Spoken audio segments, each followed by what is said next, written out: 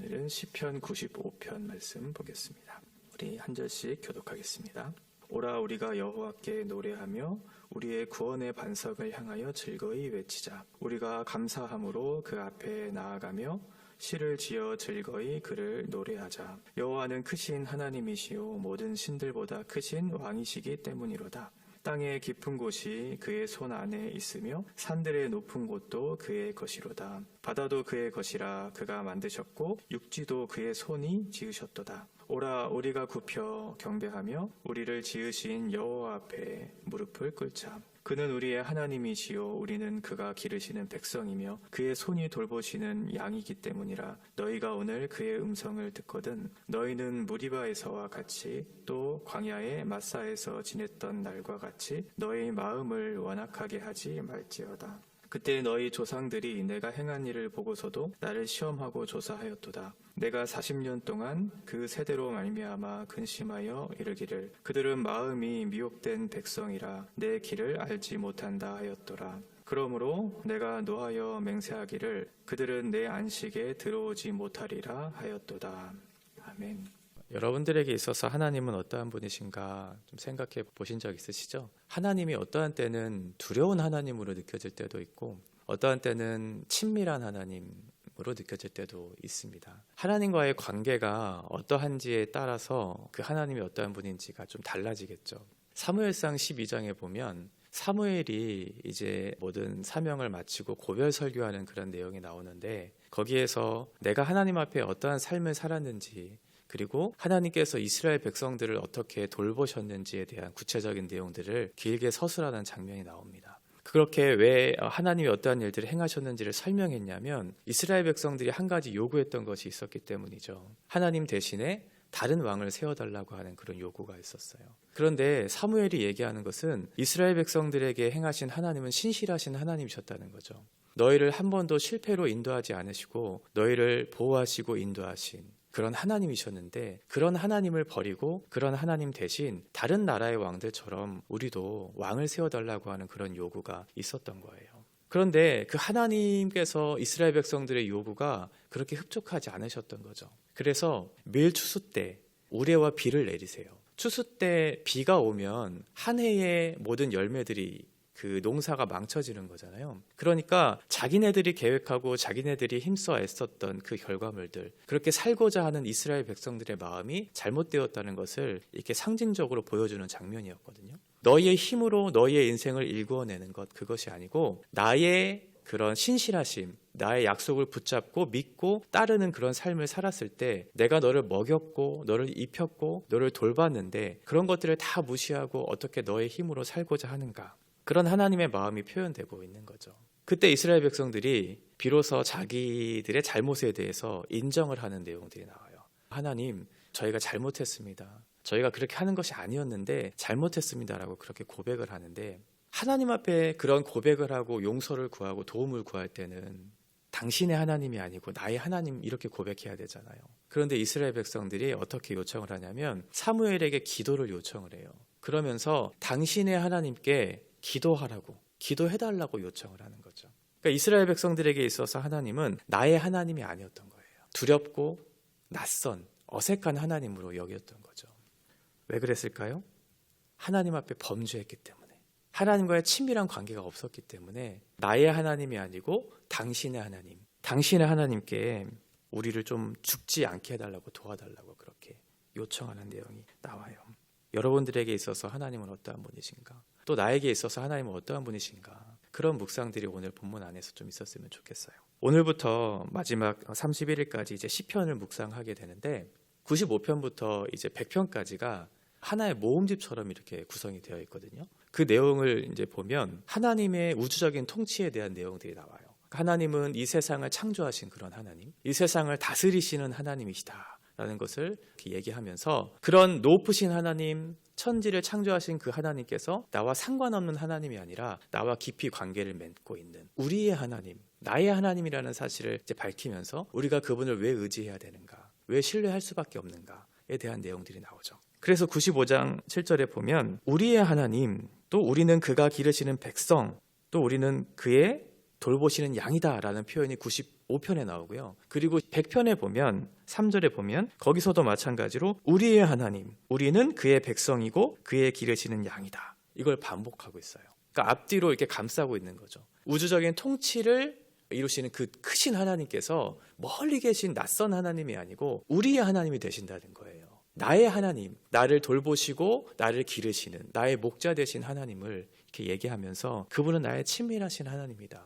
나와 상관없는 분이 아니고 나를 돌보시는 가장 가까이 계신 하나님이다라는 것을 이렇게 밝히고 있어요. 오늘 95편은 이제 제사장이 또는 레위인이 이제 성전으로 올라가고 있는 이스라엘 백성들에게 초청하는, 그러니까 예배로 초청하는 그런 내용들이 나오거든요. 그러니까 회중들에게 있어서 우리가 그 하나님을 노래하자, 그 좋으신 하나님을 경배하자, 이렇게 두 번의 초청이 나와요. 1절에 보면 노래하자라는 표현이 나오죠. 그리고 6절에 보면 경배하자라고 하는 그런 표현이 나와요. 1절에 노래하자라고 하는 그 초청은 하나님의 창조주 되신 그 하나님, 높으신 하나님에 대해서 우리가 노래하자는 거고요. 6절에 경배하자라고 하는 그런 의미는 그분이 낯선 하나님이 아니고 나의 하나님, 우리의 하나님, 우리를 돌보시고 기르시는 하나님이기 때문에 우리가 그분을 경배하고 나아가야 한다라는 것을 얘기하고 있어요. 1절에 보면 오라라고 그렇게 표현하고 있죠. 오라라는 거예요. 하나님 앞에 예배하러 오라는 거예요. 우리가 예배할 수 있는 근거는 우리의 마음이 동하고 우리의 의지가 있어서 하나님 앞에 나아갈 수 있게 된 것이 아니고 하나님이 먼저 우리를 부르셨기 때문에 예배할 수 있는 거거든요. 그러니까 예배가 처음에는 감격적인 예배로 하나님이 나를 부르셨구나, 그동안 내가 하나님을 모르며 살아왔던 인생들을 하나님이 그저 내버려두지 않으시고 나를 부르셔서 이 예배당으로 나를 발길을 옮기셨구나라는 그런 감격들이 있는데, 그 익숙한 예배당으로 발걸음을 옮기다 보면 어느 순간 이 마음이 무뎌지기도 하잖아요. 그것이 아니고 내가 예배의 현장에 나아간다는 것이 얼마나 감격스러운가, 하나님이 나를 부르셨기 때문에 내가 예배의 자리로 나아갈 수 있다는 사실을 이렇게 깨달으면서 그 하나님 앞에 나아가는 거죠. 우리가 오늘도 하나님 앞에 나아가서 말씀을 듣고 또 기도의 자리로 나온 것은 물론 우리의 열심도 노력도 의지도 있었지만 하나님이 우리를 부르셔서 하나님의 그 은혜의 자리로 우리를 부르셨기 때문에 이 자리로 나올 수 있었던 거거든요. 그런 감격적인 마음으로 오라는 거예요. 초청하는 거죠. 그 좋으신 하나님 앞에 우리가 그분을 노래하자, 그분을 경배하자라고 말씀하고 있어요. 여호와께 노래하며 우리의 구원의 반석을 향하여 즐거이 외치자. 우리가 감사함으로 그 앞에 나아가며 시를 지어 즐거이 노래하자. 그분이 나의 구원의 반석이라는 거죠.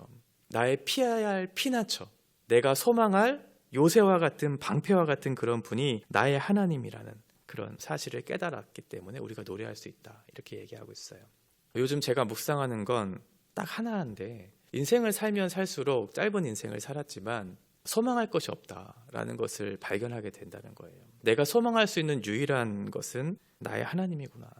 내가 많은 것들을 누리고 많은 것들을 의지하고 노력한다고 해서 내가 무언가를 얻을 수 있고 나의 마음이 평안할 수 있는 것이 아니구나.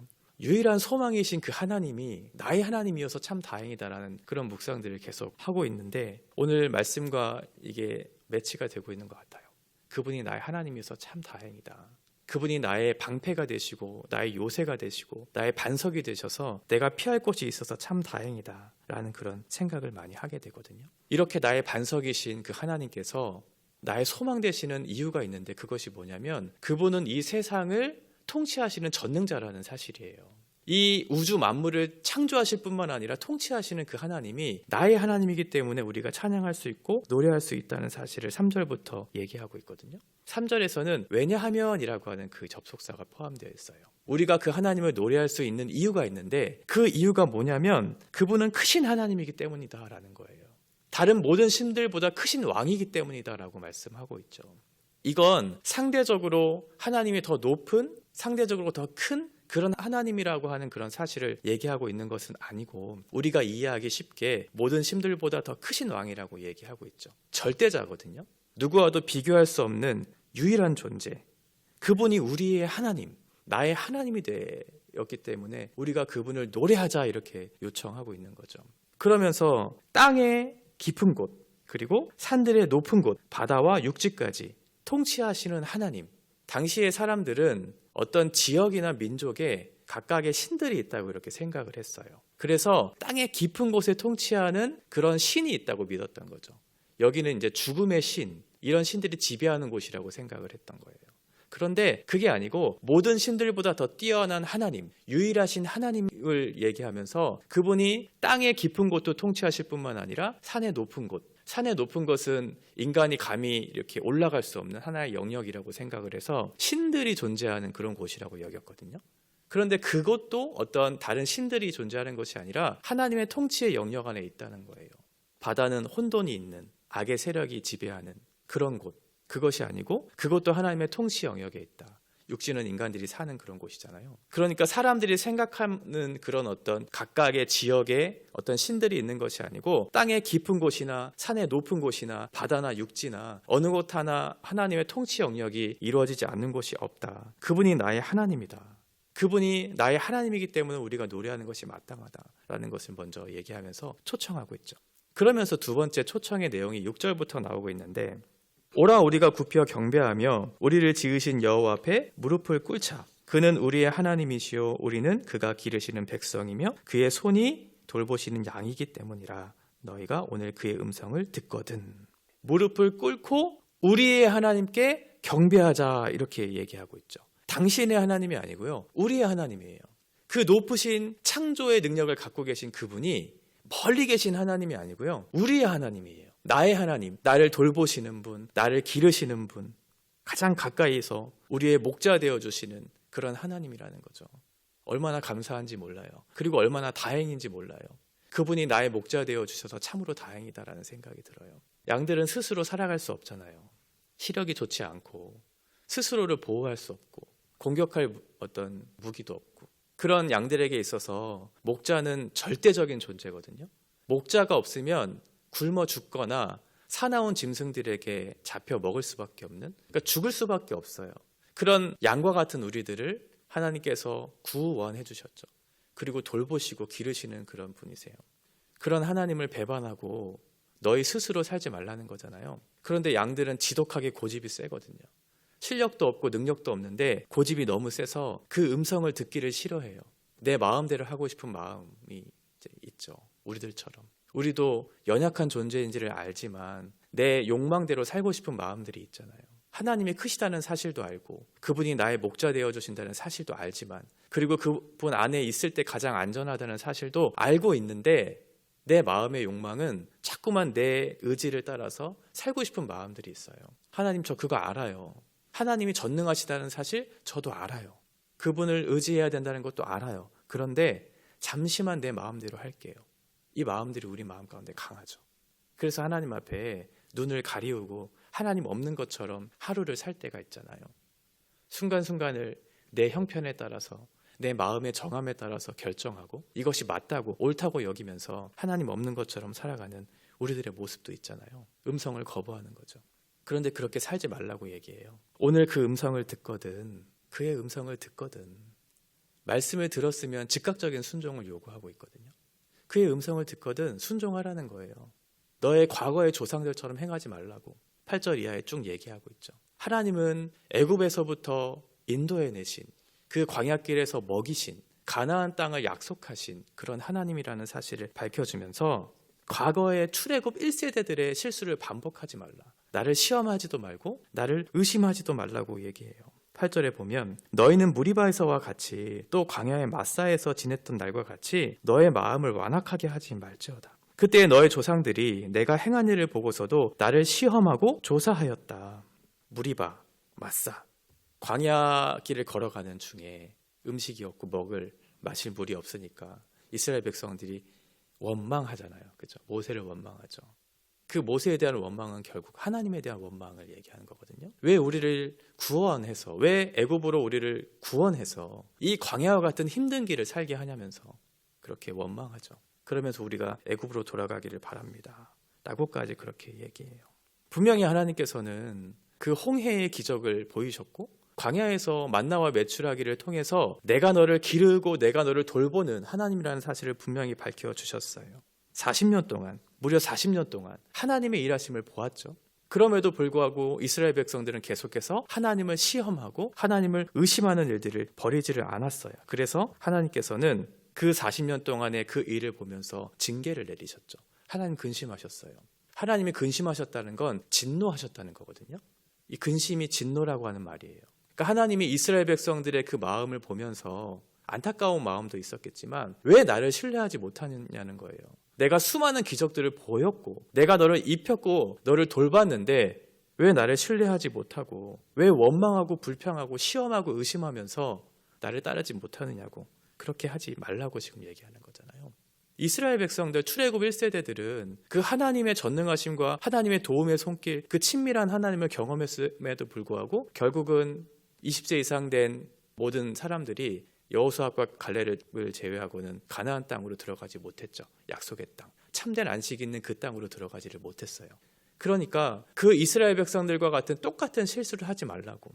너희에게 참된 안식이 있는데, 너희에게 주어질 그 약속의 땅이 있는데 왜 하나님을 의심하고 너희 스스로의 욕망을 따라 살고자 하는 마음을 버리지를 못하느냐고 얘기하고 있는 거죠. 그러지 말고 나를 믿으라. 나는 창조의 하나님이라고. 세상 만물을 주관하시는 능력의 하나님이다. 너희가 지금 맞서고 있는, 당하고 있는 여러 가지 시험과 문제들, 그건 나보다 크지 않다. 내가 너를 반드시 입히고 내가 너를 기를 것이다. 내가 너를 돌볼 것이다. 라고 그렇게 얘기하고 있는 것이죠. 이런 하나님에 대한 묵상이 우리 가운데 있어야 되겠죠. 그 하나님을 묵상하지 못하면 이런 실수를 반복하게 돼요. 하나님이 누구시고 하나님이 어떠한 일을 하셨는지, 그리고 그분이 나와 어떠한 관계와 어떠한 의미가 있는지를 묵상하지 못하면 우리는 자꾸만 그 하나님을 신뢰하지 못하죠. 그래서 중요한 게 묵상하는 거거든요. 인생을 쉼없이 사는 건 지혜롭지 못한 것 같아요. 너무 바쁘게 사는 거, 정신없이 사는 거, 열심히 사는 건 중요한데 너무 쉼 없이 사는 건 지혜롭지 못한 것 같아요. 어느 정도의 여백을 남겨두고 하나님을 묵상하는 시간이 필요하죠. 하나님이 어떠한 분이시지? 지금 내 인생을 걸어가는 중에 하나님이 나에게 어떠한 것을 원하시지? 라고 하면서 그것들을 걸어가는 것과 쉼 없이 내 욕망을 따라 이렇게 살아가는 것과는 엄청난 차이가 있기 때문에 그래요. 오늘 본문을 보면서 아까도 말씀드렸지만 우리의 소망은 예수님밖에 없구나. 그분이 나의 하나님이셔서 참 다행이구나. 그분이 나의 주인 되어 주셔서 참으로 감사하구나. 그것으로 충분하구나. 라는 그런 묵상들이 우리 가운데 있었으면 좋겠어요. 그것이 충분한 것이 아니라 내 잔이 넘치는구나. 그분이 나의 하나님이셔서 참으로 감사하구나. 참으로 다행이구나. 오늘도 나를 기르시고 나를 먹이실 그 하나님을 기대할 수 있겠구나.